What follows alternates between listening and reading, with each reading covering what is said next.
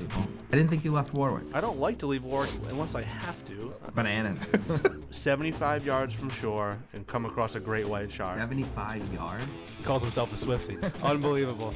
Every single day went and got hot wieners my entire senior year. Oh, yeah. You're not even qualified to vote on this. I want to know what the people think. They're trying to sell the house. Ding, ding, ding. Win a chicken dinner. Welcome to episode 18 of Shootin The SHT, Real Banter with Nick and JT. From the Slocum home team, brought to you by our lovely sponsor, Shoreham Bank. Welcome to the episode. I'm Nick. I'm JT.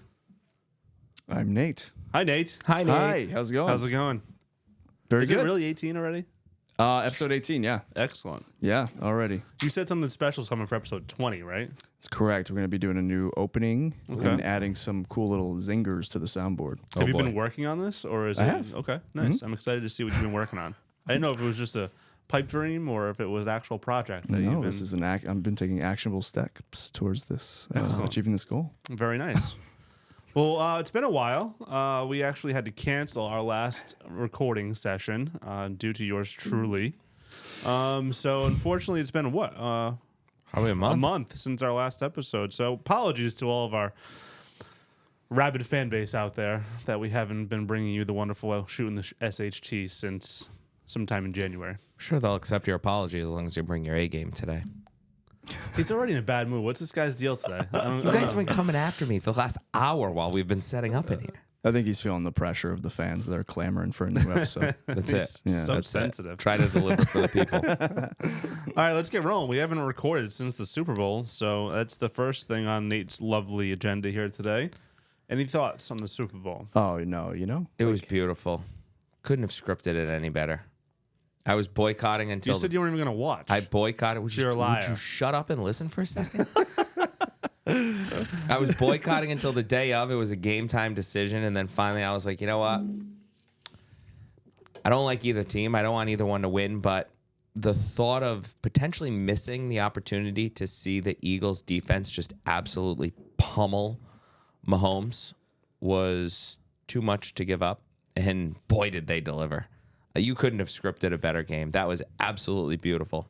He's so happy. 12 out of 10.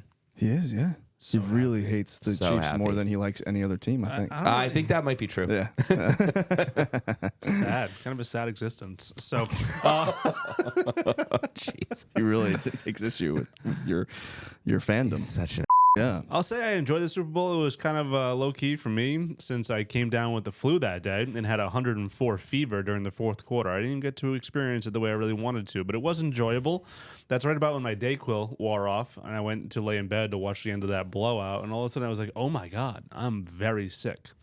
I should go downstairs, and I actually had some tests and came down with flu A, so that was lovely. Not just the flu. Flu A. Flu A. That's what it says because it's a three-way test for COVID, Okay. flu A, and flu B. I was positive for flu A. I'm not sure why that's. Do you so know the intriguing. difference between flu I A do and actually. Flu A tends to be more respiratory illness, Okay. and flu B tends to be coming out of both ends. If you know what I'm saying. Okay. So, Glad you dodged that. that's what Perplexity told me when I googled the difference between flu A and flu B. Okay. So, not Googled. What's the new verb now? On Perplexity, Tom Termion Perplexity says that should replace Google. So we're gonna say we perplexed something. Perplex. Yeah. Okay, it's pretty nice actually. And then speaking of the Super Bowl, I didn't even mean to go here, but Perplexity actually had 3 times. Say it 3 times. Perplexity. It's pretty good, Getting right? there. Getting there. A plus. Yeah. They, in lieu of a Super Bowl ad, said they were going to give out $1 million to anybody who downloaded the app and asked 5 questions during the Super Bowl. I asked more than 5 to be safe and did not win. So I'm still here. Not that I would retire, but you know what I'm saying. One winner or multiple winners? One winner. Okay. Yeah. Do you know who won? I do not. So it wasn't It for wasn't you, that's all anyone you who know. downloaded. It was for someone who downloaded. Somebody who downloaded, created an account, and then asked 5 questions during the Super Bowl. Okay. You didn't see all this? No. Way to stay on top of the news.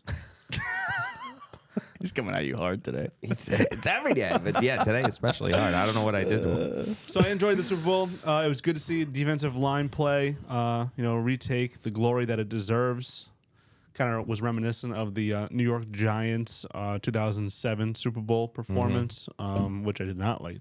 No, I enjoyed this one much better than that. Absolutely. But it's great to see a D-line actually take over a game and shut down, one of the greatest offenses of all time. So that was enjoyable. So next on the introduction is Nick's ski trip and subsequent illness. Nate's just checking his hair in the freaking camera over there. Do you look good enough, pal? I think we're good to continue. Yeah. So tell us, we know you got sick, obviously. So what happened? Yeah. I don't think I got us through sick that, at the buddy. ski trip, actually. No. Yeah. And all that fresh mountain air didn't do away with it. Apparently not, John. So, You know, this is a thing, right? About sending people. They used to do that all the time back in the day. Send people off to, like, Teddy Roosevelt had really bad asthma. So his parents were like, just go off to the mountains. You'll be fine. That they'll cure you up. Because in the cities, it was so polluted. And it would work a lot of times. Didn't work for Nick. Didn't work for Nick. I actually didn't get sick until I got home from the ski trip, but I believe it was from an appointment that I had the night prior to leaving. Okay. Lovely young family, but I believe the kids might have been a little sick when I was there.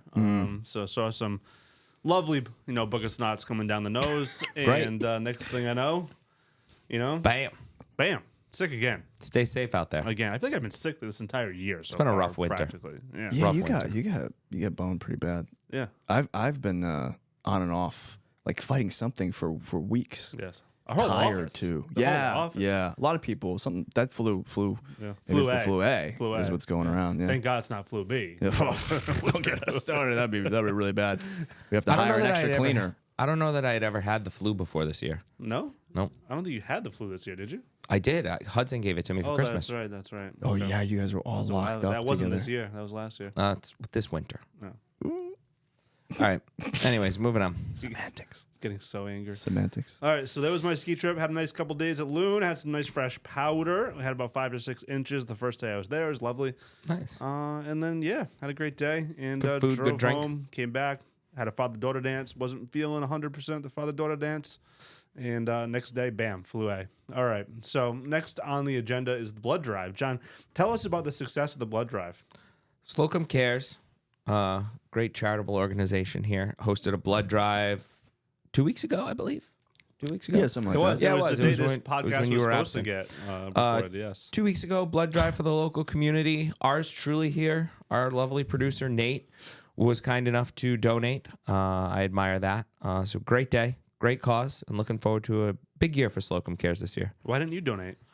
I pass out at the sight or thought of blood. You couldn't save a couple of lives and deal with your phobia of giving blood? It's not something I can. I'd be like convulsing on the floor unconscious. Why? I'd be like trying to You're help so me. selfish.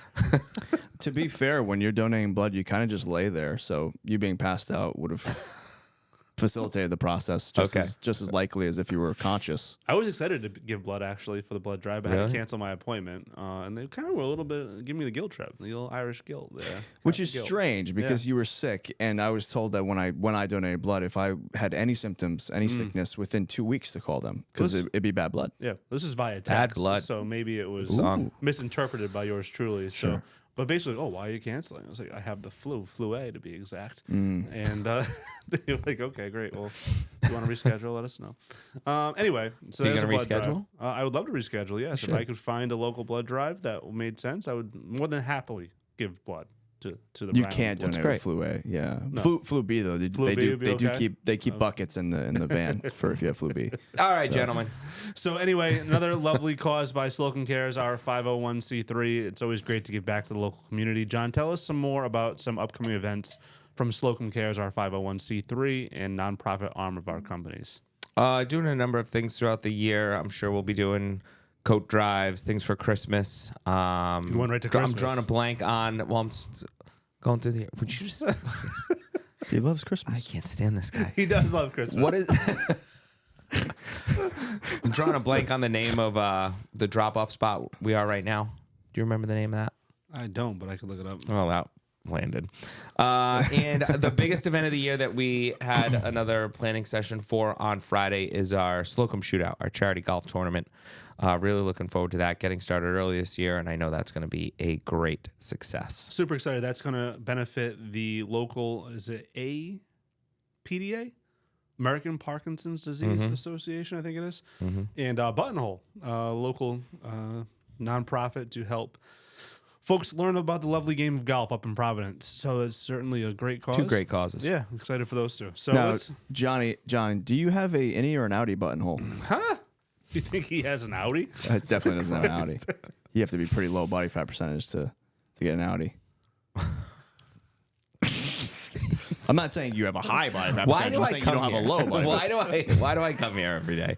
So Trinity Brew House in Providence is listed for sale, huh? It did. It came out a few weeks ago when Nate put this agenda together. So yeah, came on the market at 2. Me for putting the agenda together. These little snide comments. Get the jabs in. Go Glad ahead. he's coming after you for a few things today. I thought you two were going to go to blows about politics 10 minutes ago. all But I'm anyways, saying- Trinity Brew House listed for sale. 2.25 million. This was kind of got me down the dumps a little bit. That was like the original Rhode Island brew house. I used to love going to Trinity back like right when I turned 21. It was like I felt like I was a cool, little hipster guy going to some brew houses, getting some, non-Miller Lite type beer. Yeah. Back in the day before that was really popular. And now it's for sale. Sad. Have you Another been one- there before? I have been there before. Okay. The place that I would go to, kind of like what you're. I've been to Trinity, but the one that I would go to regular was East Ave Cafe Okay. in Pawtucket. They don't brew their very own beer, similar. I don't believe, do they? But it just has a lot of craft beer on tap. Okay. Just saying. Okay. And they don't do anything anymore because they also closed. Yes. Sad day. Sad day. Is the craft beer industry dying? I don't think so. No.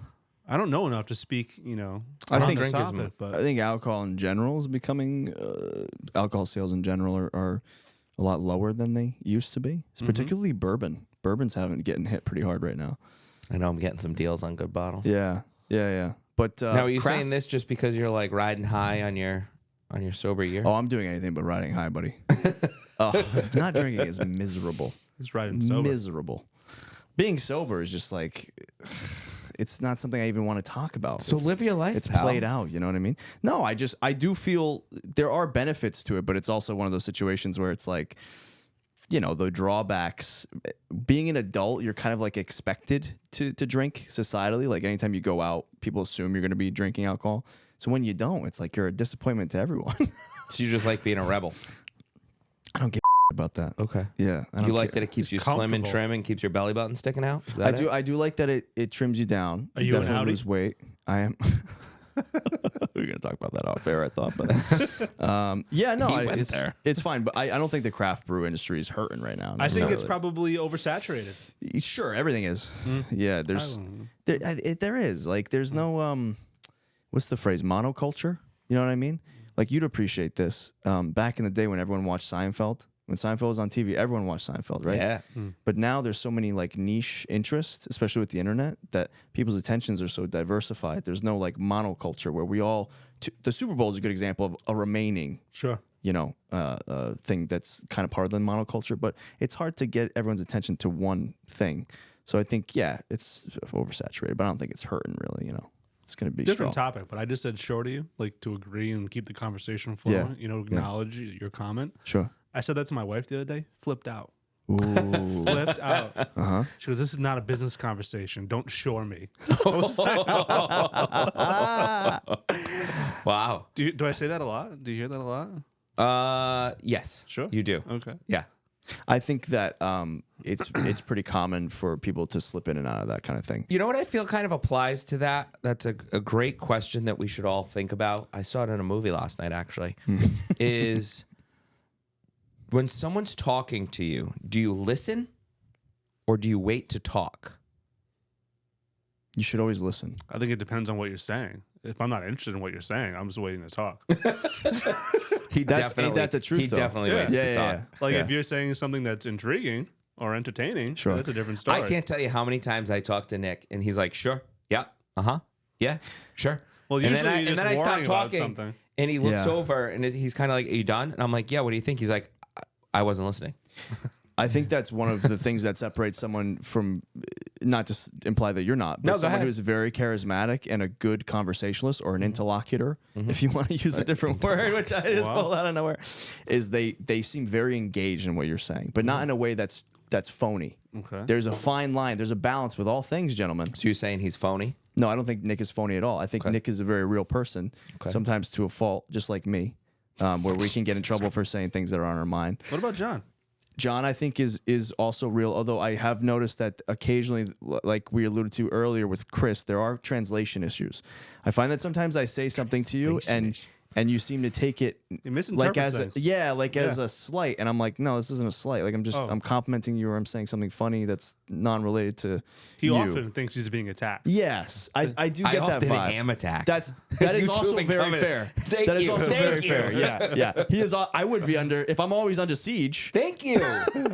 I'm gonna be on the defense. I come through here and just shots start flying from the moment I walk through the door until I leave at the end of the day. He's I got will shell say though shock. too. I mean, like all of us, a lot of times we'll go into meetings. All right, it's a therapy session. All of a sudden, so Yeah. a lot of times we'll go into meetings and Talking about Trinity Brewhouse. How'd we get here? John will be overseeing something, and we'll talk about ways that we might be able to improve it, just as we would if anybody else brought something to the table.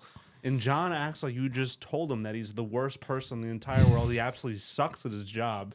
He's probably on the block of the firing block, and he's gonna be like, oh, that's how he handles everything. You think that's fair, John? Kind of. And I was part of a conversation on Friday that I think we kind of got to the root cause of it, and I think it's his delivery and his tone. Sure. It always sounds very accusatory. Okay. Yeah. I didn't. So I'm like wearing a sweater. I feel like Freud all of a sudden. This is like You're on the couples couch. therapy session. Yeah. I think tone is everything, right? Yeah. Definitely. And pertaining to what you said, your wife freaking out about the sure thing. Yeah. When I used to work on set, copy this, copy that, copy that, copy that to everything. That pissed me off. Yeah, copy that. My wife said, I love you one time when I was walking out the door. And I said, copy that. And she goes, what? And I was like, fine. I'll see you. I love you. Bye. So that's pretty common, I would think, if you say the same thing over and over again. One time I told my wife accountability is the strongest form of love. She didn't like that either. Oh, my God. That's something that we say around. On the couch. So not only are you sensitive, you're not very smart either. All right, so another local John. establishment has let's show some recently love. Hold on. sold. Trinity, why is the guy retiring? Nate's comment was, owner caught a case of the old. I didn't think you were going to read that out, but it's true. I mean, it's kind of. 70's not that old. He says it in the article. He says, I'm too old. I know. He says, I'm old and tired. That's what I went back for. The main reason is I'm 70. I'm a very active owner where I show up and work every day, and I want to be free of that day-to-day activity. I feel you, man. Fair enough. Yeah. I've had the business downtown. I've had a business downtown since 1975. I'm quoting here. Yeah. I'm still very positive about downtown. I've just gotten old enough to want to be less active. He deserves it. He deserves it. Absolutely. Good for him. Sip that IPA in the back patio and relax, right? Next up, Old Canteen has been. We're just talking about local establishments. Yeah. So Old Canteen sold Yep. in with Wally's Wieners in Copper Club. Copper Club. Old Canteen sold. Yeah. Honestly, so I was reading up on this. Blasphemy. And Wally's Wieners, they're also going to do smash burgers. Don't jump in and yell at me. Just let me finish my sentence because I know you. Why are you so sensitive? Wally's Wieners and smash burgers actually sounds really good. And Copper Club is going to be kind of like a place for cocktails with speakeasy vibes upstairs. Sounds really good. A place that I would love to go to both. Not on the hill. Terrible idea for the location. Good place. I wouldn't even mind on Terrible the idea for the hill. location. Old Canteen shouldn't have closed. Somebody should have bought it and I kept agree. that alive. You know, When I was reading the article and putting this in here, I was just looking at the old, Joe Marzilli's old canteen sign, and it just made me sad. It is sad. It is sad. That should have been an establishment that never went away. So, but hey, we're getting old. Now we're getting angry. Let's move on. All right, next up, we got popular comedian Matt Rife. Is it Rife? Rife. Rife. Trades glitzy city living for cozy Rhode Island. Wonderful. Do you know who Matt Rife is? I've heard the name. Okay. Tell me about him. Gail is a big fan. Is Gail he? actually said that I reminded her of Matt Rife. Really? Yeah, I've never seen his comedy, so I can't. I've seen like various TikToks, Instagram Reels, things like that. He I seems feel kind like I've seen him before. I just Googled him. Is he funny? He had the second highest grossing comedy tour last year, I believe it says here. Yes. Really? Yeah. That's crazy. It is pretty crazy. He has some great things to say about Rhode Island, though. So I read about this because I put it in the newsletter 3 weeks ago. So essentially, Well, we were supposed to do this podcast. We were 2 or 3 weeks we were. ago. So. My apologies. You guys didn't want to hang out in a room with me with that virus. No, you had No, A. definitely not. You had flu A. I did. Anyway, Matt Rife apparently was at a show. I think it was in Connecticut, actually, and he pulled up the old Zillow app like I do when I'm on vacation. I always say, hey, I can just live here, right? So he pulled up the old Zillow app, found a property not far away. I think he might have been at Foxwoods or Mohegan, possibly. And then just went, checked it out, bought that puppy. Good for him. Yeah, and he's out in like, where is he? Gloucester? Foster? I heard he was trying to buy the Conjuring house, but that might be just like Whoa, a, that's old. that might just be like a folksy folk tale. Yeah, he's out in the boonies. He wants to be out in the 80 boonies. acres. 80 acres. It's like half of Rhode Island. He's gonna get a shock. I love it, though. 3 things on my checklist. I wanted to get what I was actually paying for. He began. There was this massive place that was probably the same price of a 2-bedroom with no yard in L.A. I needed to have some kind of comedy scene, and Providence has the Comedy Connection out there. Great club. Boston, 45 minutes away. Amazing comedy scene. Not quite 45 minutes. And also convenient for travel. With no Providence traffic. is like my Burbank airport, and Boston is my LAX. Perfect. Yeah, welcome to Rhode Island, Matt Rife. Yeah. Come on the show sometime. Love Yeah. to have you. Nate Dogg, can you set that up? Sure. Thanks, pal. Wild card. He's on his A game today. All Hell right. yeah. First question. You win the lottery. Nate was very specific on this. $80 million. The only exception is that once a week for 10 years, Arnold Schwarzenegger comes to your house, knocks on your door, and punches you in the face. You cannot hide or refuse to be hit. You don't know when he will come each week, but it is a certainty. Do you take the money? I was so excited when I was writing this. I totally forgot about this. This is delightful. Let's go, JT. I don't know. No? No, because if he punches you in the face once a week for 10 years, within the first 6 months, he's going, probably faster, he's going to send your nose into your brain and you're dead. What if you were able to negotiate with him? You know, never thought about that, did you? No, you That basically, wasn't part of the question. you cannot No, it's hide not. or But refuse. it You don't. requires a little critical thinking. It is a certainty. Yes. If I could give So him, he's going to punch you in the face no matter what. No matter what. okay. But say he comes to your door, you know, he knocks you around a couple times, but then you start seeing each other. This becomes a regular thing. You're kind of on friendly terms now. He's like, I don't want to be doing this, but you know. And so you can kind of be like, Arnold, you know, it's been a tough week, man. Like, can you just give it soft? A love tap? Little chin, yeah, little chin music, nothing too crazy. And then eventually, you are so sweet, JT, picks you up and cradles you and gives you, you know what I mean? Gives you a Can you little kiss act on the that out right forehead. now? You are loving I could it. easily, yeah. You're visualizing this. It's really sick. It's like Danny DeVito and him. And Yes, Twins. That should be a yes. movie that he I watched. No love- chance he's watched I that movie. love twins. Yeah, I love no twins. chance he's watched. So I don't know. What do you think? You got to use your imagination a little bit with this one. I right? already said no. If I could split the money with him and negotiate something like that, sure. But the There way you you go. wrote it, it seemed No, hold non-negotiable. on. He's Hold on, hitting hold you on. in the face with a haymaker, and if that's the case, no, he's going to kill me before I the didn't 10 say years it is was up. It not- says it's a certainty. Yes, exactly. I didn't say it was non-negotiable that you couldn't I think we should leave it give as him that. some of the money. Let's not and ask let's not for- go crazy here. John already said no. He As doesn't it wanna was get written, punched I every would say week. no because right. I think he would kill me before Nate? the time is up. Yeah, I would absolutely take the $80 million and let him punch me in the face.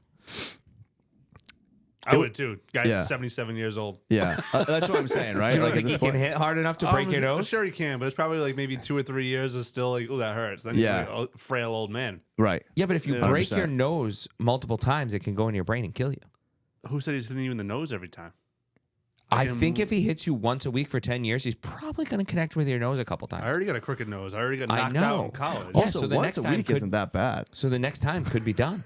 It could be done so. You're thinking of the such an unimaginably small percentage chance. Like that doesn't happen in fights ever, really. If Arnold Schwarzenegger's hitting you in the face once a week for 10 years, Yeah. that's over 500 times. Yeah. You're telling me there's a slim chance you're going to break your nose a couple times if you get punched in the face 500 times? Have you ever gotten punched in the face? No. Ever? No. We should change that. I'll call up Arnold right now.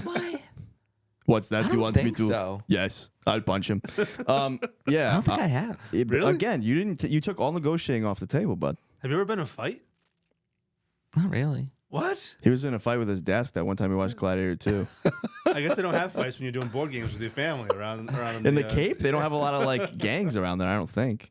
Did you do like a doo-wop dance? No, there are no gangs where we would go to the Cape. Wow. I can't believe you've never been in a fight. I don't think I have. A fight? One fight? No. Wow. I'm a nice guy. That's unbelievable. Try to take the high road. Have you been in a fight? Yeah. I don't know why I asked. I think you two are going to fight. No, I love Nate. Why are you trying to... Don't It's like the spin two of this. you are always trying to get me to beat the out of one of you. I don't throw me into understand. this. Like, see, you're my boss, both of you, kinda. You're pretty much. You got tenure. I'm not gonna hit any one of you, regardless. So okay, so Nick and I say yes. John says no. Okay, number 2. You can combine the fashion, culture, and economy of any 2 time periods in American history. Which would you choose and why? I'm going mid-century with today. Mid-century Like modern. Mad Men vibes. You love the Mad Men. You think you're Don Draper, don't you? I don't, but I kind of would like to have experienced that. Yeah. That'd be pretty cool. Yeah. So I'm going with the Mad Men vibes with today's technology because I do love technology. So you're talking 50s, 60s, Yeah. Mad Men, Yeah. and with the culture of the 50s, 60s, I'll go with the culture of today. culture of today, Well, I mean, how are we defining culture? I mean, can we mix and match the a little standard way that pretty much every sociologist defines. bit? Yeah. I don't know. I'd have a hard time. I enjoy technology, so I have a hard time giving up today's era on that. So Right. I guess I could, but Do you think you could really, realistically? yeah. You think you could give up technology? I mean, if there was no other option, sure. Okay. So, Deal with the cards that are dealt. You know. Mhm. Okay. I mean, yeah, you had no choice. Yeah. So you're thinking fashion from the 50s, 60s, architecture as well. I do enjoy the architecture. Yeah, that's what you like. Yeah, you like yeah. the mid modern, but Yeah, you don't I like the fashion as much. No, I mean I wouldn't mind it. You know, if we all dress a little bit nicer. You know, John kind of looks like a little bit of a schlep once in a while. Sorry, I had Leave to. him alone. Leave him You're alone. not sorry. I am sorry. You're not sorry. It was a little over the top because you look nice today. You do. I agree. So yeah, I'm gonna go with that. Okay. So, 1929, Great Depression. So I wouldn't pick that. Don't I be feel like there. no, I'm not going back that far. Boardwalk Empire time. I feel like the Never seen that. 90s is where it's at. Al Capone. I do like some of the technology today, but I'm also The thinking 90s that is where it's at. I'm also I thinking love like the 90s, man. I'm thinking like 70s and 90s would be like that's where it's at, but also like a more peaceful time where like your phone's not up your ass all the time. I agree. You know? Yeah. I do. Yeah, it would be nice not to have the phone attached. And like how much to fun did people have in constantly. the 70s? Dude. You Yeah. wouldn't have had no fun. You wouldn't have. Well, Can I just answer the question without you trying. being a total dick No, about but I it? can't imagine. Are you gonna go to like a music festival or something? Yes. You don't even like music or I movies. do. I actually do. I actually like music a lot. I'm not good with names. okay. Fair enough. Okay, so what are the 2 time periods? What are you picking? I'll go 70s and 90s. So you're going to take the what from each decade? I'm gonna take music from both, maybe, but I'm gonna take the. It's the fashion, culture, and economy. So culture is music is under the umbrella of culture. I gotta go late '60s on this. I mean, and thinking about it. Well, let John finish. My God, he already had his shot, and he's cutting in. Jesus Christ! Okay, go on, John. I'll take the fashion of. This is probably a bad call. Fashion of the 90s. Culture of the Genco 70s jeans? and economy of the 90s. MC Hammer pants, lots of neon. Or maybe it's fashion and culture of the 70s and economy of The the fashion 90s. of the Did you wear 70s is pretty spandex in the crazy. 90s?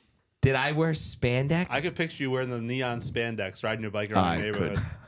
Well, if it was a full body suit, yes, with the bicycle element. Yes. Do you use a what are those things called? The recline, the recumbent? Recumbent Do you bike? use a recumbent bike? I could see you using a recumbent bike. No. Do you do aqua aerobics? No. Nate, what are you picking? I could see you I like in can't stand 70s either one of garb. you today. Nate, what are you picking? Why do I do this podcast? Oh man. He's Okay. getting really bad now. Okay. You see his face over it? You gotta pull that camera shot. Yeah. Over there. I think for our Okay. 20th episode, we should rename it from Shootin The SHT to Rippin' the JT. Ripping the J. That sounds like something else. So I'm gonna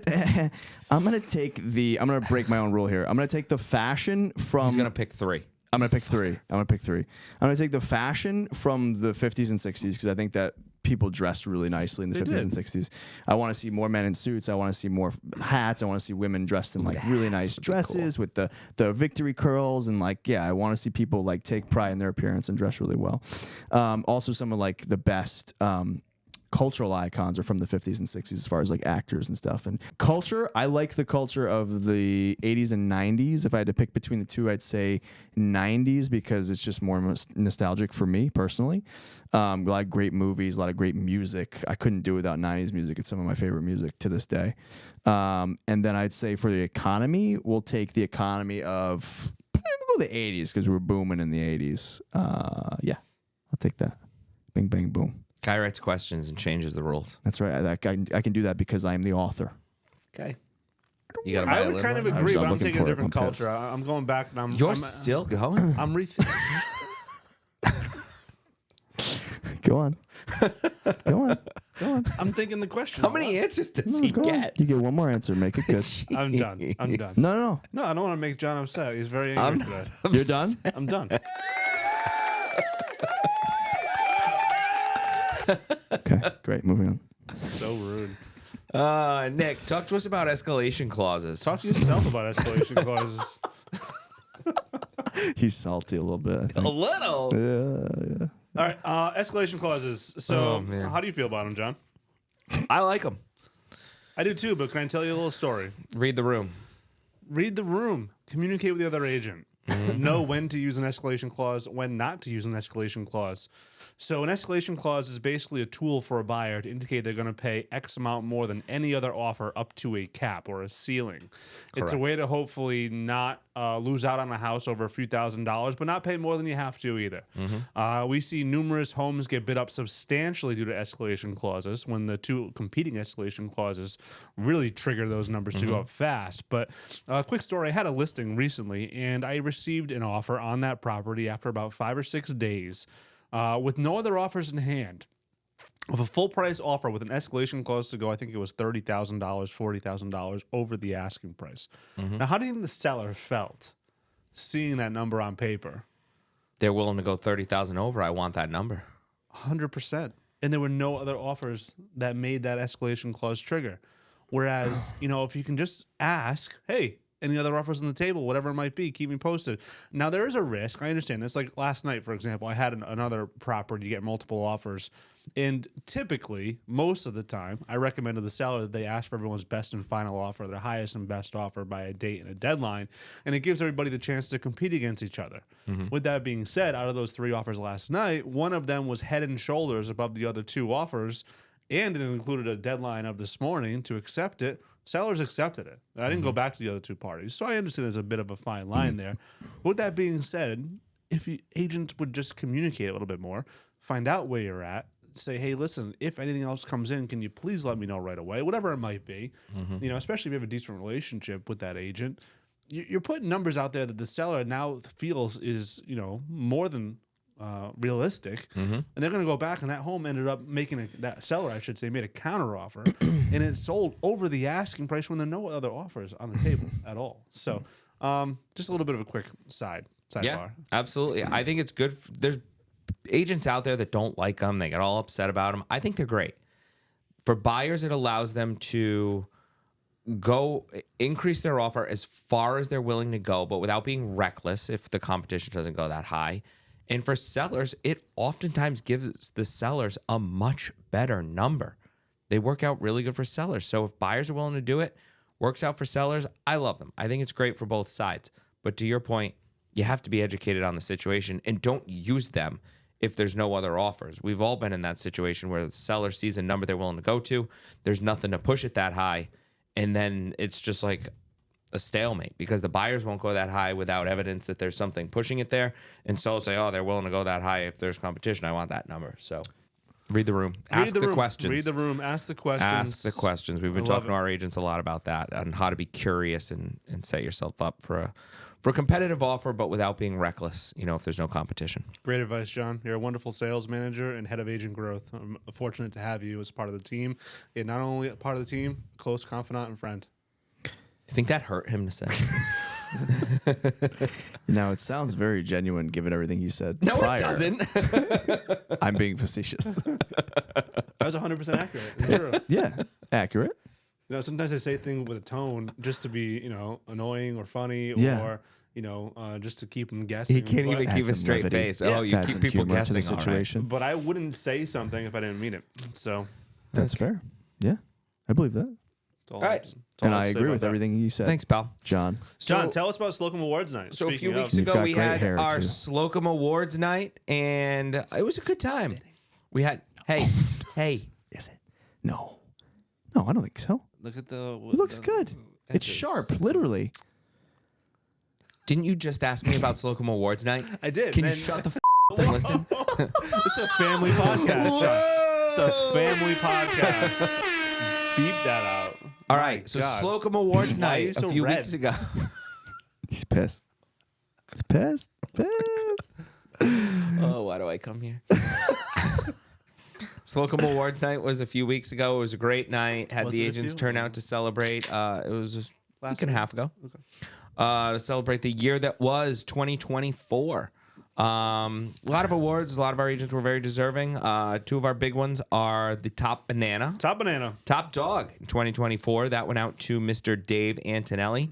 We do, for each monthly sales meeting, we do Top Banana for the month prior's top salesperson and the Bomb Award. And we also gave out our Bomb of the Year. And that was Gail Reed on our team. Well deserved. What Many is the people top on our bomb? team. It's basically our culture icon of the year. Love it.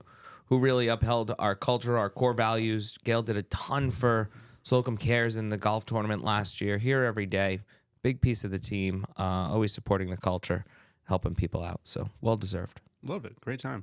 And I'm surprised that I didn't create a super spreader as I was still coming off my Tamiflu that night. So I'm glad no one got even, more sick. That's a relief. Sicker. Yeah. Anyway, let's jump in. Congratulations to everyone. Our top bomb and top banana, Gail and Dave. So yeah, super excited. Ready for 2025. It's going to be a big year. We're on to 25. Love it. All right. Instead of, since we don't have a guest today, I figured let's jump in and interview Nate Dogg, our producer, podcast producer, our real estate photographer, our good friend, Nathan David Walker. Dear friend. Dear friend. Dear friend. Dear friend. So let's kick it off, Nate. Mm-hmm. You excited? You nervous? Yeah. No. Excited. You excited? Yeah. Do you get nervous? Sometimes. When's the last time you were nervous?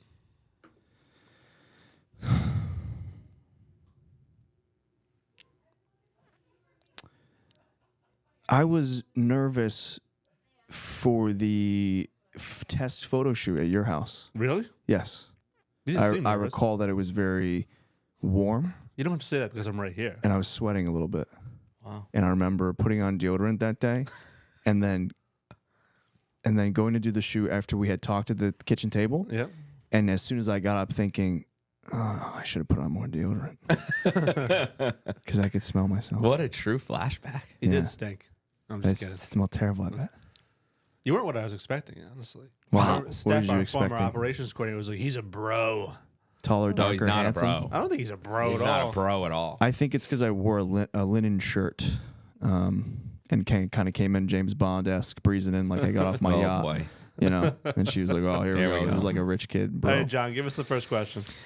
Nate Dogg, as our podcast maestro, what's your secret sauce for making sure every episode doesn't sound like a boring open house? Ooh, that's a good question. I think it comes down to the editing more than anything.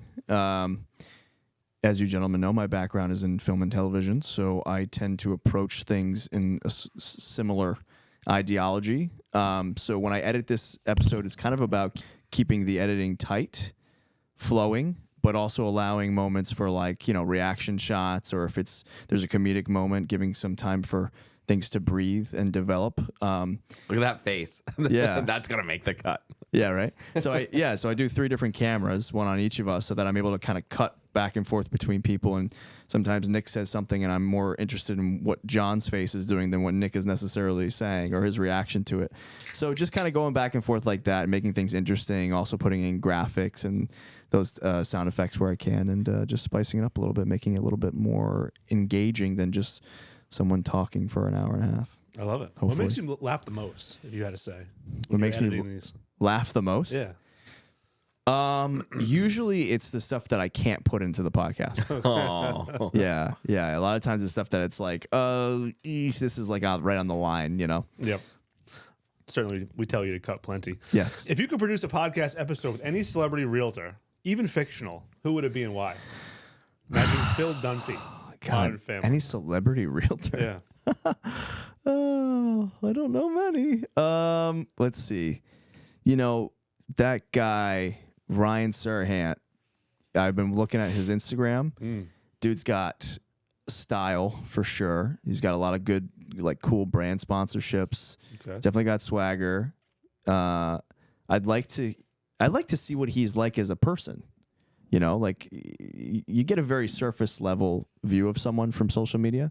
I like to sit down and actually, like, you know, with him a little bit. He's a New England guy. Shoot the breeze. Yeah, he's out of New York, right?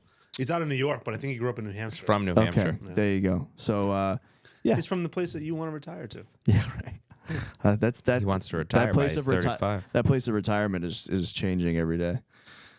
Yeah. Not a live free or die guy anymore? I don't know if I'm... never mind. Let's go. Move on. All right, Nate, you've captured hundreds of homes. What's the wildest thing you've ever had to edit out of a listing photo? The wildest thing? Oh, my God. Yeah. You had a crazy first week here. Unfortunately, there have been several instances where I've had to edit out Confederate flags. Numerous instances. This is something that's happened at least twice. So one time it was the back of someone's trailer. They were squatting on the property. They had a... I know that house. They had a Confederate flag on the back of the trailer. That's what bothered you more than the green water in the basement? That wasn't great either. Can you tell us about when you arrived for that photo shoot? Yes, I can. I won't use names. So I pulled up, and there's a field coordinator that comes with me on every photo shoot. And that day, which is never the case, this individual was happening to be running a little late, which is fine. So I showed up, and the house had recently had a fire, and so there was all the Tyvek, you know, all that crap up. And there was a hose running from the backyard to the front where you would park on the street side, and there was just like this constant torrent of water coming out of this hose, like gushing out. And I'm thinking, it hasn't really rained recently, so I wonder where that's coming from. There was no stairs going up into the house, right? So there was just the front door and then the concrete foundation, but no stairs to get up. So I'm sitting there and I'm texting the field coordinator like, hey, when are you showing up? And all of a sudden someone pops up on my left-hand side, obscured, silhouetted by the sun. And he's kind of a skinny figure, a little bit squat and let's say wiry. And he's like, what are you doing here? And I go, well, I'm here for the photo shoot. And he goes, oh, okay, my name's so-and-so. I say, okay, cool. Want to show me around? And he's like, yeah, I'll show you around. So he leads me up to the house. He kind of has to hop on the concrete foundation, as do I, with all my gear. And then the house is basically stripped down to studs, right? So this gentleman is kind of like a hobbit in that he's like weaving in between all these studs, these framing studs, and like pushing, you know, bits of wood over that are like barely hanging down. And there's a giant floor there's a giant hole in the floor with like about maybe 4 feet of water up in stagnant water in the basement. 4 feet? Yeah, there's a lot of water. And you can just look straight down, almost like an anvil, like an Acme cartoon. An anvil had fallen through like multiple floors. You know what I mean? And now you can see through the bottom. And this guy's talking about, oh, you know, my aunt, she's a crazy so-and-so, and she's the one who owns this house, and I fixed it all up. And I'm looking around like, you fixed it up, huh? Literally down to the studs. Yeah, so he was a character. He kind of said, "Hey, do your thing," threw his stuff into a wheelbarrow, and then just like trotted off whistling into the distance. I don't know what he was going to do. But yeah, needless to say, he had a trailer on the property and there was a Confederate flag in the back. So I had to edit that out. And I've had multiple instances of people with like pillows with Confederate flags, stuff like that. Unfortunate, but you know, do what you got to do. In your opinion, Nate, what's the secret to making a tiny 800 square foot home look like a Beverly Hills mansion in photos? Ooh, my secret. Ooh, I don't know. Is it going to be a secret still if I tell everyone? Nope. No, probably not. I don't know. Just treat it like any other place. Doesn't matter how big it is. Like the biggest hindrance I find is not necessarily the size of the room, but the amount of light that's let into a house. So if a house is like small but really well lit and has like, you know, relatively update, you know, furnishings and stuff like that, I can make that place look really good. But if it's very low lit and dim and there's barely any lighting and all the lighting is mismatched and, you know, there's like a lot of carpet and it's not in great shape, it's harder to make that look good. I can do it, but it's a bit more work. So that requires me to utilize more flash and blending in post-production when I'm editing it. But yeah, I think just generally trying to treat every property with respect and do your best photographing it is the idea there. Awesome. All right, let's settle this once and for all. Twilight shoots, real estate magic, or just a fancy excuse to stay out past dinner? I find twilight shoots to be, here's the thing. Setting up a good twilight shoot, and John was like smirking when he was asking the question because we've had this back and forth before where Nick likes to schedule twilight shoots, not usually on a Friday night, but you know, on weeknights, often many nights in a row. And I don't mind. It's part of my job. It is what it is. I do what I have to do. Twilight shoots, I think this behind my back. I think require understanding not just from the photographer, but from the realtor as to what makes a good twilight shoot.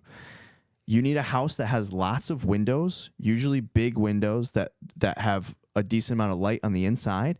I've had houses that are very small, not a lot of windows and not a lot of light inside, and I'm like, I'm gonna have to spend hours like editing this, or I'm going to sub it out to like an AI program that's going to make it look very synthetic and bad. So I think they're cool. I think if they are done well and it's the appropriate house, they really add a lot of value, but they can be overdone. And so it should be done conservatively. I don't really care about my nights or whatever, like getting used up, because it's my job. I'm going to do my job no matter what. So if a realtor, for instance, says, "Hey, I've got this split level ranch and it's nothing to look at, but I want a twilight." Well, guess what? If they want a twilight, I'll say, yeah, sure. I might give them my advice, like, "Hey, maybe this isn't the best candidate for it, but if you want it and the customer wants it, that's what I'm doing." So that's what it is. What a team player. All right, he's a team player. I like Twilight photo shoots. Apparently, I'm just feeling pretty attacked about booking. Which means you didn't listen to anything I said except for the beginning. Yes, I did. I listened to all of it. I'm not going to tell you where the sun's setting, though. He wasn't listening. He was waiting to talk. Yes. I was absolutely listening to all of that. You didn't seem very engaged. It talked about very cold AI-enhanced No, Twilight see, that's all I photos. picked up on because he barely listened. Yeah, not what he said. I listened to much of it, and he's going to do his job no matter what. I listened It's not really to all what he of said. He seemed like he was checking out a little bit, didn't he? Yeah. Yeah, okay. All right, off the wall. Let's not even go off the wall. Let's scratch that. I don't like those. Real estate acronyms. That's a tradition on this pod. We're going to throw some acronyms out, Nate Dogg, and see how you do. I'll throw out 5. Any guesses on how many you'll get right?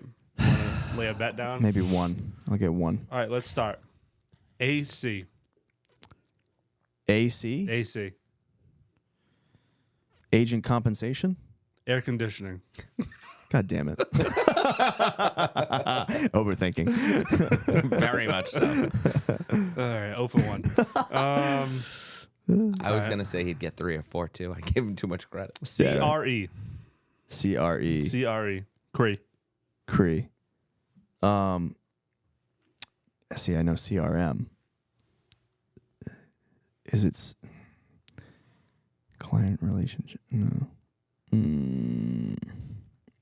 I don't know. Commercial real estate. Okay. 0 for 2. Okay. All right, GAR. GAR. Yep. Gross annual revenue. Garage.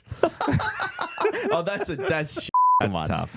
Garage. Why do you abbreviate garage? It's what you use in MLS when you go through Oh, it. okay. All right, This is so engaging. He's making up rules like you did with the hypotheticals. Yeah, okay. See, this is the thing we're talking about, right? Don't be NAR. silly. National Association of Realtors. There's his one. Okay, Boom. there's one. LOC. LOC. Can you give me a hint? Because I remember we gave hints to your buddies there. It's something with a short-term financing option. A short-term financing option, LOC. So maybe it's loan is the first word. Line of credit. God damn it. All right, last one for today. POA. POA. POA. I don't know. What's POA? Power of attorney. It's stupid. Dumb. Speaking of I hated stupid that. and dumb and how much you hate things when you don't get them right. That's true. When is the Tom Ferry ABC 1, 2, 3, 4, 5, 6, 7, 8, 9, 10 multitasking reel going to make it out? Oh, you wanted a reel I of thought it. we were going to do that, yeah. I just put it in the episode. I think if people want to watch it, they can go watch the Don't whole you think that should episode. be a reel? I think so. I That would think be a so, great too. It's reel. like hidden content, you know. You don't want to put that out there. You want to have it up behind a wall, make people work for it. So they Multitasking should or go. real estate crimes? Better video. Multitasking. You think so? Yeah. Well, Okay. yeah, because it has absolutely no commitment from you whatsoever. You know, it doesn't put you in a bad light. John, that's why you're so gung ho to throw other people under the bus, but yet he cries bloody murder when we give him a little ribbing. You know, Come in here and just take shot after shot. you know what I'm referencing, by the way? There was an episode recently, I think it was 2 episodes ago, where you go, hey, Nate, thanks for putting this together, but I'm going to totally tear it apart. And John goes, love it. Let's do it. Love it. Like, no thought at all. Like, oh, maybe that's kind of nah. Love it. Let's do it. Do you know why he looks so happy right now? Why? Because there was a little bit of back and forth between you two, and he, as always, shifted it to try to put you and I against each other. No, you did that yourself. No, I didn't. Yes, you did. It was your comment. It that was your caused comment it. that set it off. Yes, No, it it was. wasn't. Yes, it Yes, was. it was. He did it. I was sitting Don't here blame me. quietly. That was No, your no, comment. I saw it happen in real time. It was your comment that set it off. I don't think so. He's 100% right. You throw stones, you can't take them. Oh, my goodness. All right, I don't want to cause division here, okay? I don't want to cause division. I love you both. All right, Nate, you've worked with a ton of agents. What's one thing top performing agents always do differently on camera? You know, I'm going to give a shout out to someone. Lindsay Brown she is not only like a really cool person and loves to talk film with me, which I quite enjoy. She is. She like stages homes. I've been to places where she has like taken the time to stage things. Jeff is another person who will like work with a client for a long time. There's like this condo loft complex that he sells like every unit that goes through there. But he takes the time to help owners like clean out their house, to help them replace light bulbs, to paint, to do all this crazy stuff. Like they go above and beyond. Lindsay will stage properties. She'll work with the owners to like make a place look really good for a photo shoot, and that makes all the difference. It's like those little details that really matter. So Love Jeff it. put one under contract in that mill this weekend. I saw that. the Yeah, man. I've got 5 photo shoots this week. It's awesome. Yeah. All right, when did you realize that your camera wasn't just for checking your hair, selfies, and vacation pics, and you could actually help sell dream homes? When did I realize that? Yeah. Well, I've been using a camera for, I've been using cameras for photography since I was like maybe 10 years old. My stepfather won a camera on a raffle, like a little mini DV tape camera, in a raffle at work, and kind of just gave it to me because he didn't know how to use the damn thing. And so I became like the family documentarian and was always using that. So it was like 10 years old, I've been doing that kind of thing. For homes, basically when I got this job, you guys took a chance on me because like my reel I think was decent, but I had worked in like film and television, which doesn't really translate. Like I had a background in photography, but it was more like lifestyle stuff and like cinematic. So you didn't know necessarily that I was going to be a good real estate photographer, and I certainly wasn't the best when I first started, but I think I've gotten a lot better. You have. Yeah. It's a totally different style of photography. It's like a lot more integrated with flash. There's a different style of editing. You're using wider lenses. It's just like the subject is the house instead of a person. So yeah, I think when it started to click for me was like, probably 5-6 months into this job is when I was like, oh, okay. I think that I can see there's people's lives are being changed by this whole process, and it's my job to make sure that I highlight their home in the best way possible. So It was deep. It is. It's nice. Surprised it took 6 months. I'm a slow learner. All right. If real estate photography had an Olympic event, what would your gold medal moment be? I don't even know what that means. What is that? What? So if your day-to-day... Is it the real estate crimes video? Is that his gold medal moment? Oh, he's going to keep bringing that up, huh? I thought we'd talk about it at some point. I think it would be... We should talk about my car. I got a new car. And for those who want an update, Didn't we talk about the black What kind of Phantom? car No. did you get, Nate? I got a Phantom Black Phantom Black. 2022 Hyundai Elantra. He just likes saying Phantom Black. It's Phantom Black. It's a shadow. You can't even see me. My goal, my crowning achievement in my photography career, my real estate photography career. Real estate photography. Let's see. Well, I'll tell you what. When I first started with the company, there was a lot of fanfare for me. There was a lot of like, oh, welcome to the company. Nate's so great. Phil singing my praises every other day. That's dissipated quite a bit. Which, it's to be expected. You start somewhere new that everyone wants to make you feel, welcome. And Everyone's glazing. yeah, glazing. I hate that. I hate that phrase.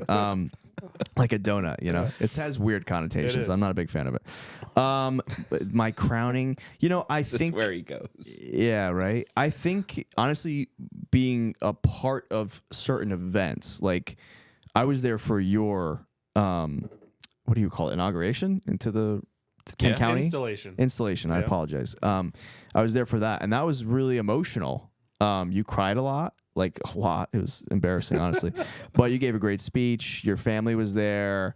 We had like a nice dinner after. That was like a good moment because I could see it meant a lot to you. And so to be part of those moments, I have always been more interested in like people and telling stories. That's always been my thing. So the most gratifying experiences I have is like kind of living vicariously through other people's moments and just being behind a lens. I get to capture that, and it feels like it's happening to me in a way. So Did I cry a lot? He's a storyteller. you didn't cry a lot. You just a little bit. I choked up. You choked up a little. You said you were like, I told you guys I wasn't gonna get choked up. Yeah, He's a storyteller. yeah. For me, Yeah. well, yeah, that's my function. Everyone's got their thing. Love it. What is your biggest oops moment on set, and how did you recover? Oh, I have so many good oops moments. I've made so many mistakes on set of a film. Either or. Yeah, that's probably more applicable. I was working on Hocus Pocus 2. We were in Rhode Island. We were filming overnights. We did a lot of overnights. And part of what you do as a production assistant is you do like crowd lockup. So you make sure that people who shouldn't be on the set don't walk onto the set. So I had a group of people behind me who were behind like a police barricade, and I was making sure that they were quiet. And, a part of it is like crowd work, like telling everyone, hey, here's what's going on. This is when we're going to be filming. When we yell rolling, you stop talking. When we yell cut, you're free to roam about the country. Well, everyone behind me was dead silent. And I thought that they had just yelled cut on set. And the way it was set up was like the film's happening down this, like we're in like a cul-de-sac, and the action is happening down the street, and I'm at the other end, and it's basically just like a tunnel. Okay. And I thought they had yelled cut. So I yelled cut very loudly, like cut. And everyone turned to look back at me, and I realized that they had just called action on the scene. So the cameras are rolling, the actors are in place, and they had just called action, and I had screamed cut. So the director, everyone looking back in my direction, and it's pretty dark at night. So what I did in my moment of genius is I turned around to the group of people To act like it was one of them. Yeah, to be like, what's going on? I'm sorry. Like I'll get it under control, and play it off like that. But it was like a big, open mouth, insert foot moment. The director, everyone be like, what the fuck? What is this kid doing? Oh, boy. Yeah.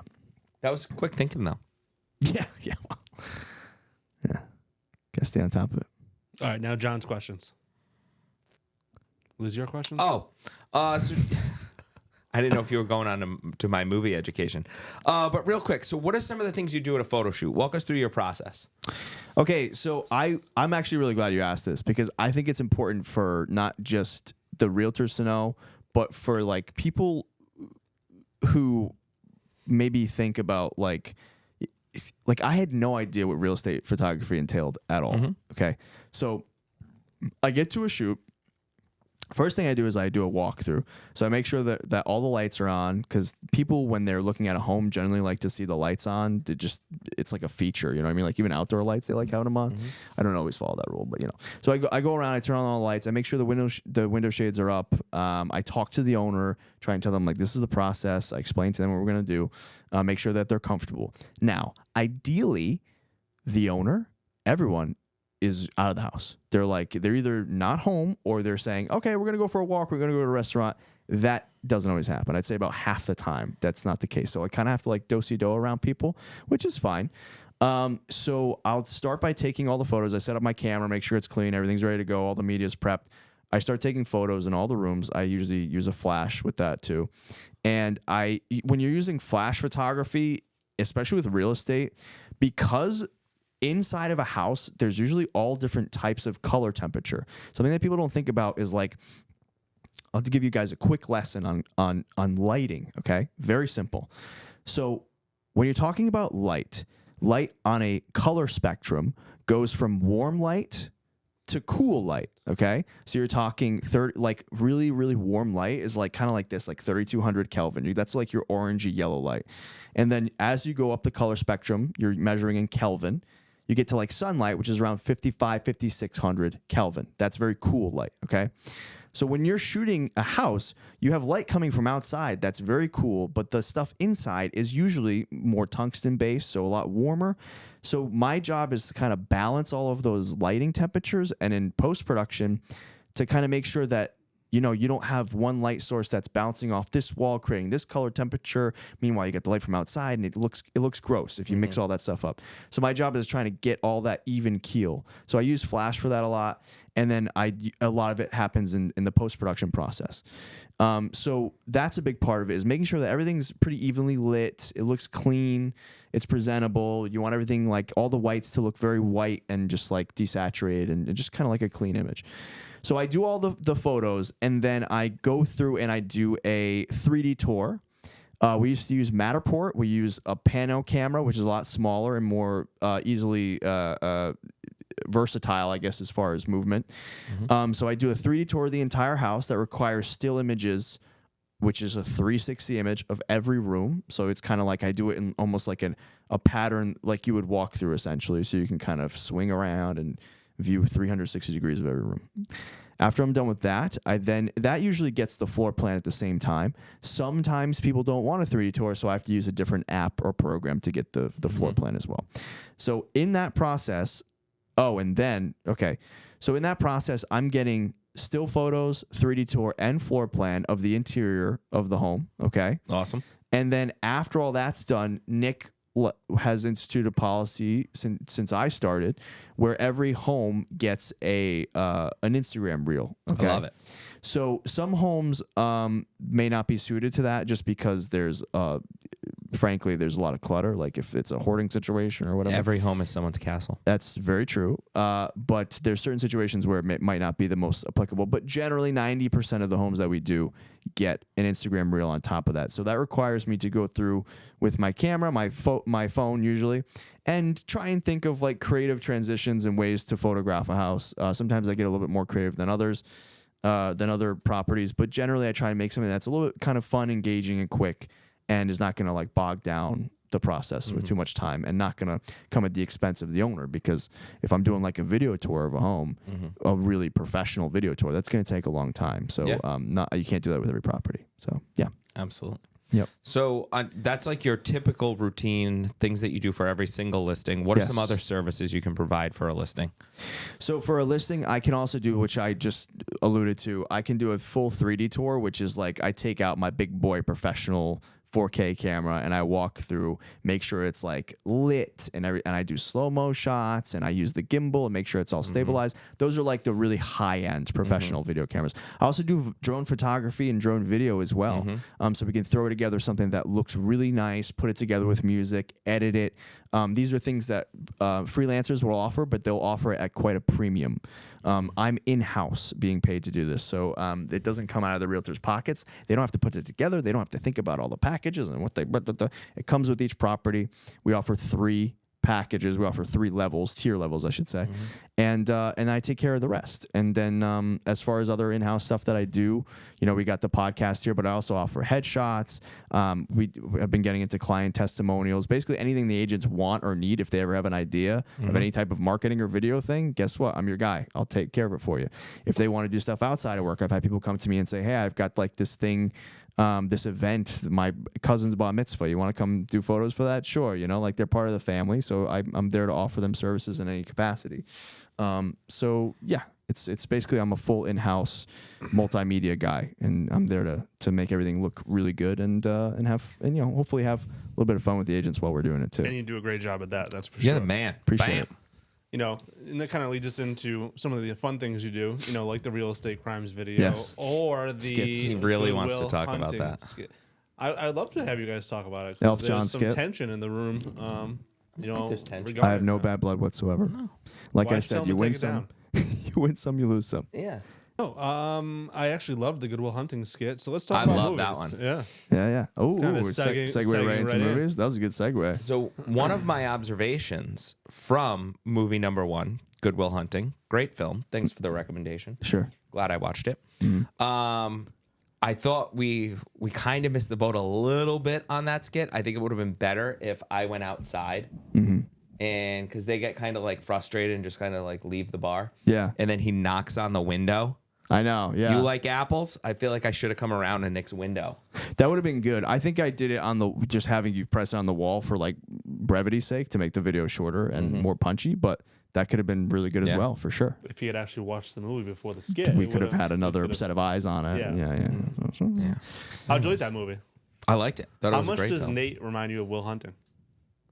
No. He's the Will Hunting of this office, I think. No. Yes, he is. No, he's not. Did you watch the movie? Yes. I'm not sure whether to be insulted or. Yeah, I think That's- that's kind of offensive. Like, No, it's not. He's super smart, and he's very He means he's it, very intelligent. He means it in the positive Yeah. aspect. Yeah.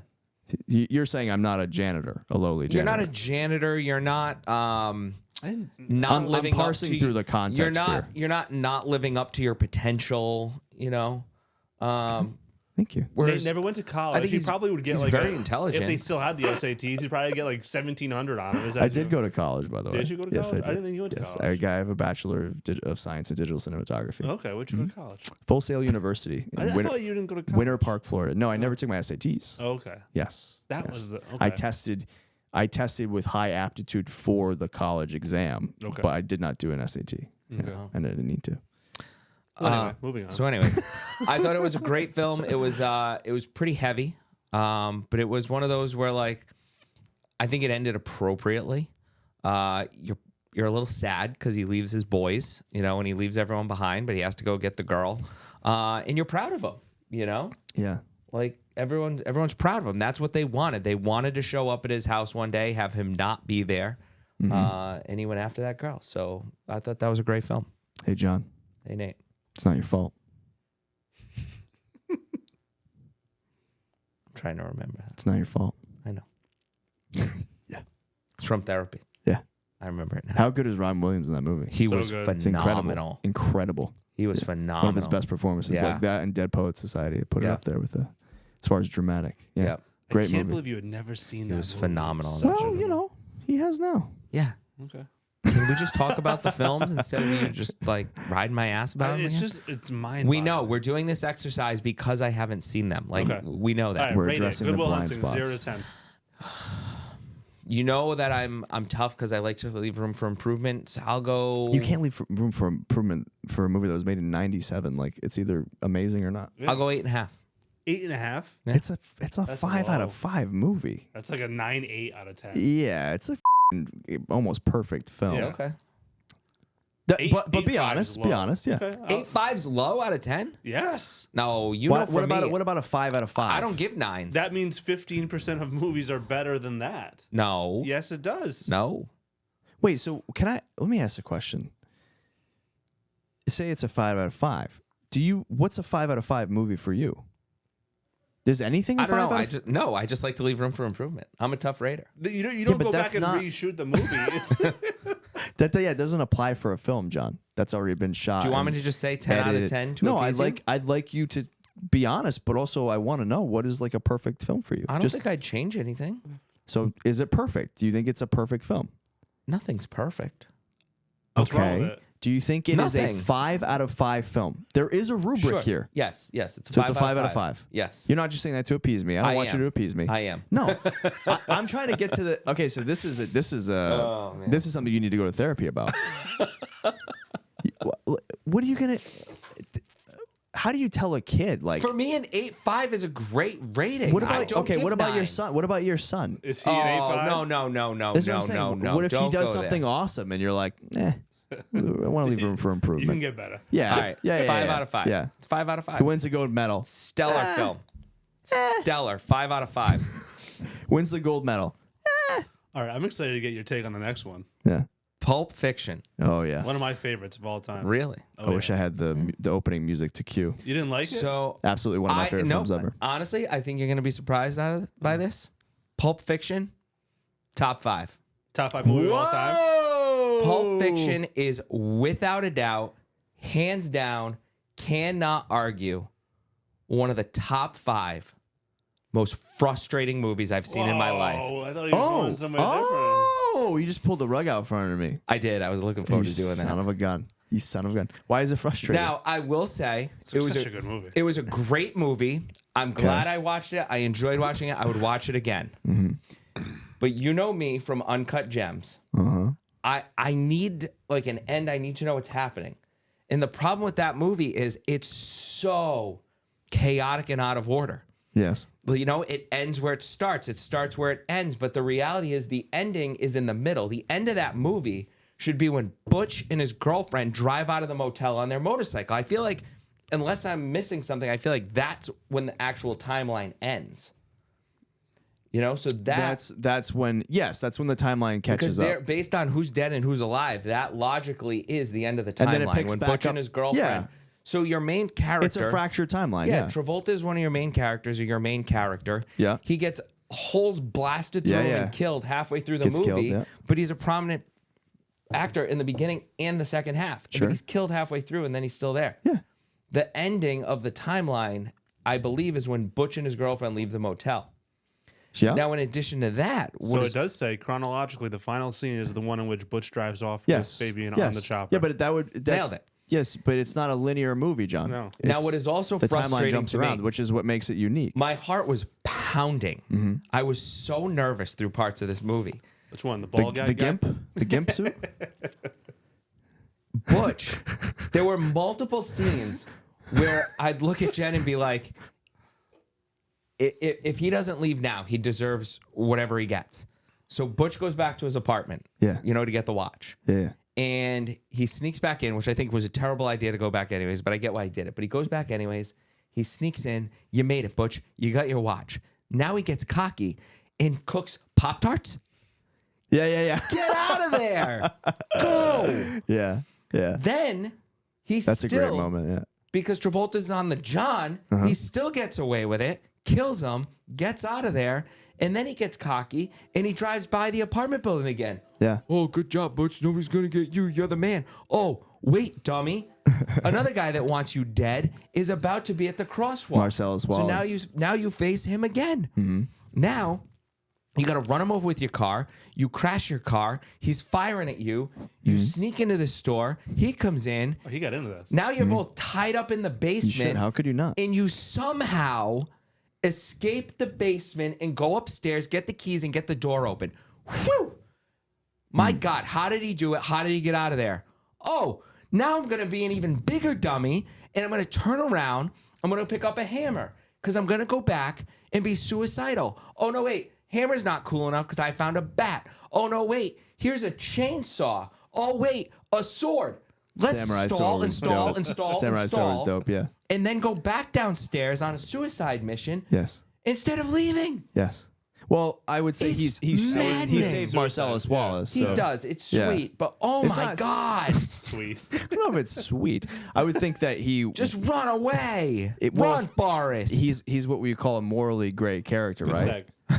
Yeah. So what you just described, and this is amazing because I'm watching it in real time, is tension in a film. You're experiencing real tension building in a movie, which is not something you're used to because television's not really the same. Most of the television you've watched. So like that instance when he comes back into the apartment and he has the Pop-Tart in, and the Pop-Tart goes off, and you get the ding, and then the release of tension. He shoots John Travolta's character. That in and of itself, building that scene up is incredible. The way that Tarantino orchestrated that, because he has him in there, he's being quiet, and you know that there's an element of danger, but he stops it because he is a cocky character. He stops down, man, Pop-Tart, why not?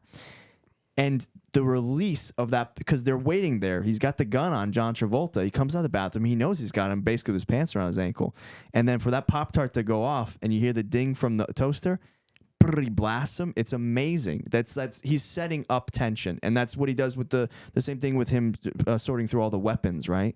He's kind of, it's like you're screaming. It's like a horror movie. You're like, get out of there, get out of there, get out of there. But that's the intent. That's the intent of torture. Yeah. It's to drag out the moment, because that's what tension is. You drag it out for as long as possible until it's about to snap, right? And then you release. Oh, and I'd that's why snap. it's cathartic. So yeah, Pulp Fiction is again one of those movies that I watch where I think it's so timeless. Like it hasn't aged a day. It feels like you don't even know what time So period good. it's in. Really, Great It's film. I'd strange. watch it again, but I found should it watch it very again. frustrating. Well, I think you're used to a little bit more of kind of like a linear, straightforward story.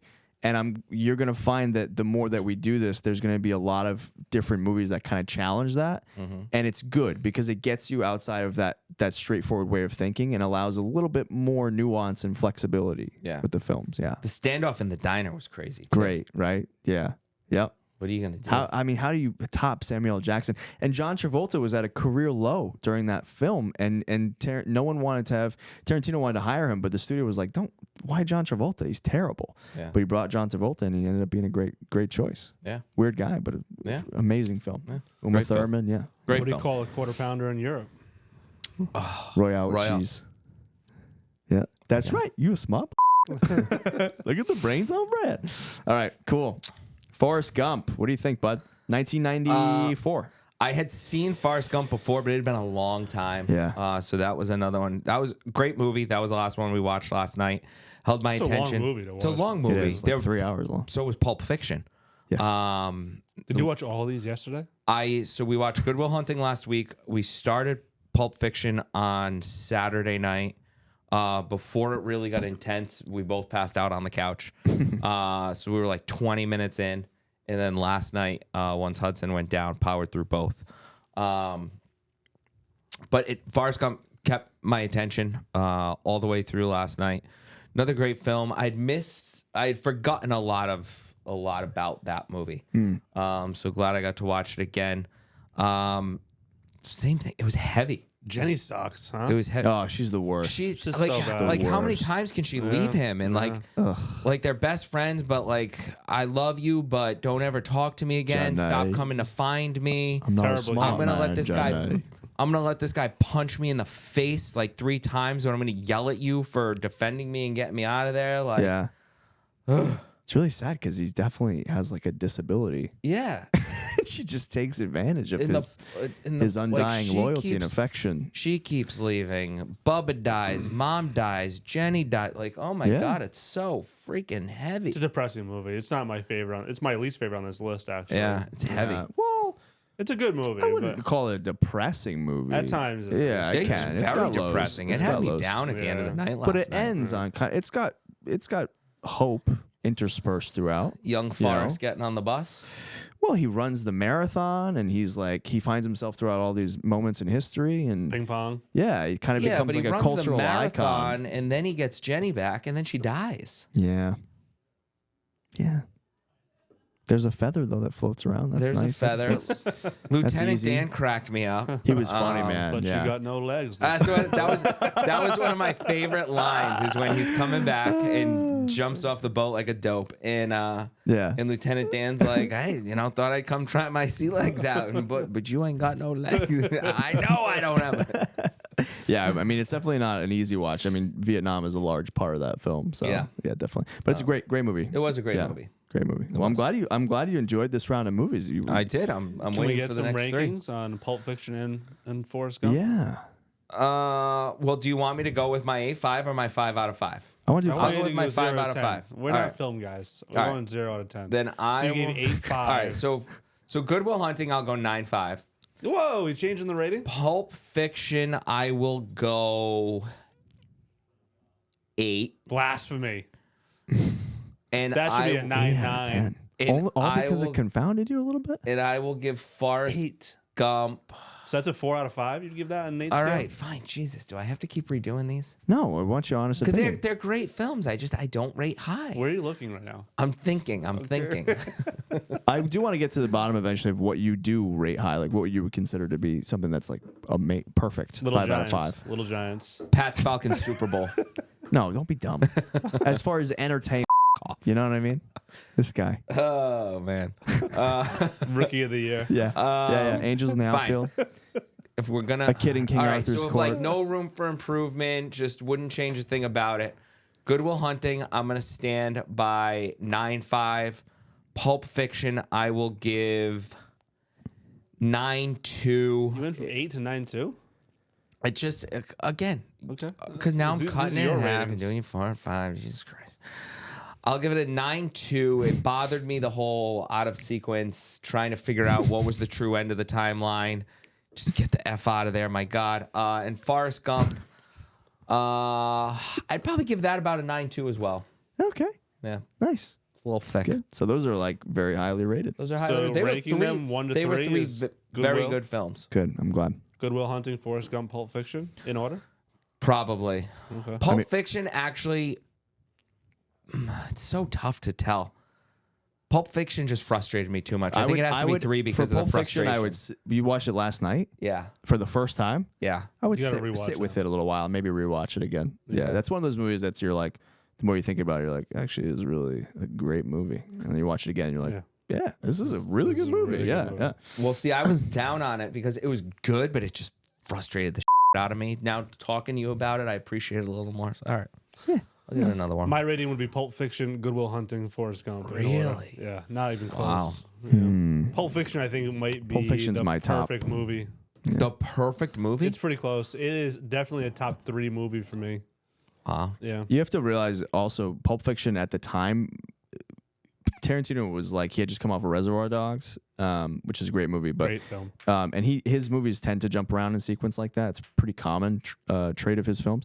Pulp Fiction, that hadn't been done before. It was like it was culturally one of the most significant movies ever made.